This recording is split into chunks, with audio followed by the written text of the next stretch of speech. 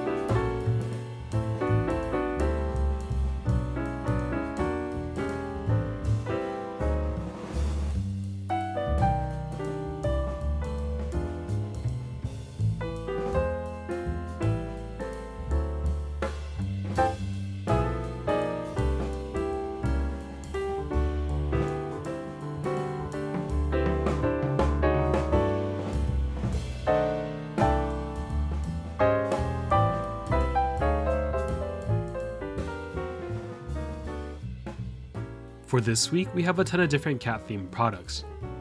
On the keycap side, we have MW Calico, and for the keyboards, we have the Nyaong75, Koneko 40, and Paw65. Starting with the keycap set, I think that MW Calico is well designed, though I do think that the modifier keys don't really match the theme. It appears to be the same modifier design as MW Evil AI, and while it works for that set, I feel like they should have used the standard modifiers in old Milky Way keycap sets, or maybe something cuter to match the cat theme. It is possible that the designer didn't have much of a choice, since this could be Milky Way's new standard modifier design, but if that's the case, I do wish that the Novelkeys kit included more novelty keys of different sizes. It's nice that they include so many different enter key options for different cat patterns, but I think it would have been cool if there were more novelties for the other modifier keys. Other than that, there's an ESFR kit if you need those keys, and 2 cute Deskmats rounding out MW Calico. On the keyboard side, all of them are pretty cool, and despite sharing a theme, I feel like there won't be too much overlap between customer base. The Nyaong75 is back for an R2, and it happens to be the most unique out of the boards. It does share the ear design with the Paw65, but I think that the Nyaong75 is the more premium version, which is definitely reflected in the price. It is not a cheap board, at $530 for solder and $545 for hot swap, so it's really more for the cat people who have money to spend. I do think that it looks the best and most coherent theme-wise, so if you happen to have some cash to burn, this might be the pick for you. The Koneko 40 is the simplest looking board out of the 3 and doesn't really show off the theme other than the name and the engraving on the bottom weight. Price-wise, it also slots in the middle of the 3 boards at $200, which is not bad for a 40% gummy O-ring mount board that also features a brass weight. I did listen to the type test on the product page and it did sound a little hollow, so you might want to mod the board a little if you decide to join in on the group buy. Lastly, we have the Paw65 from Chillkey, who is a new brand working in partnership with Lutra Studios and Melitrix. I think that the design is pretty cute, and it's pretty cool how the ears are actually made out of plastic so they can serve as LED light diffusers. I also like the bottom of the keyboard featuring a little paw weight, which helps add to the theme. There is a bare bones version of the board as well as a fully assembled version, and while the fully assembled version does offer better value at just $20 more than the bare bones edition, I don't really like the keycaps. That being said, I think you should still probably go for the fully assembled version, especially if you're new to the hobby, because you'll have a functioning keyboard that you can then choose to mod if you want to. While I don't think that this keyboard is the most revolutionary design, it is pretty cute and somewhat unique, so if you're a big cat lover and don't have around $500 to spend on the Nyaong75, this might be the keyboard for you. While these aren't necessarily all the colors I would have chosen if I was told to design a set inspired by pelicans, it does work really well, and I think the designer did a great job. I like how extensive the base kit is and how it includes the novelties, so I was quite surprised that it comes in at $99. PBTfans Pelican does have a couple of other kits to provide layout and language compatibility with the numpad, international, and spacebars kits, which is another plus in my book. Along with the different kits, there is also a metal artisan, resin artisan, and 2 Deskmats being sold. I'm not the biggest fan of the resin artisan, though I guess it looks kind of cute, but I do think that the metal artisan and Deskmats are pretty awesome. Unfortunately, it does look like the Deskmat B is currently out of stock, but I'm hoping that KBTfans restocks it soon, as I might just pick one up myself. As you can tell, I'm a big fan of this set. While I'm not a big fan of the bird itself, I think that the execution on the design is what really sells the set to me. If you've been looking for a unique set that has great design, I think you should take a look at PBTfans Pelican. This is pretty much my closest chance at ever getting a Kohaku, as I have never won a raffle with MONOKEI or Singa KBD, so I'm probably just going to give up and settle with a Kei V2 with the Kohaku backplate. Even though it's not a Kohaku, it's not like the Kei V2 is a bad board by any means. It has some really nice features, such as being available in 60 or 65% layouts, the magnetic construction which will allow you to switch out and modify your board with ease, and if you're a fan of rubber dome switches rather than MX, the Kei V2 offers an EC kit that is pretty rare to see in this hobby. I think what's also really cool is the fact that MONOKEI is promising to continuously support the Kei V2 and will stock tops and bottoms, offer new colors for gaskets and dampeners, as well as different designs of backplates in the future. The Kei V2 also features Bluetooth connectivity, so if you're someone who wants a wire-free desk setup, this will allow you to do so, minus the occasional required charging to make sure the batteries are topped up. Now, there might be some people who are disappointed that this new version of the Kei is no longer a gummy O-ring mount, and is more of a traditional gasket mount keyboard that uses silicone gasket socks. I know that some people are big fans of that mounting style due to the feel and sound that it provides, and while I can't fully understand as I've never been the O-ring gasket mount connoisseur, I think for those folks, it's up to you to decide whether these new features are worth the sacrifice and if you're willing to give this a try. Although it's been well proven that type tests can be very inaccurate, I would take a listen to the type test in the video from MONOKEI to see if you like it. If you're more worried about the typing feel, it does seem like MONOKEI will be releasing future rounds of the Kei V2, so maybe you can wait for reviews or a keyboard meetup to decide whether you want to buy one.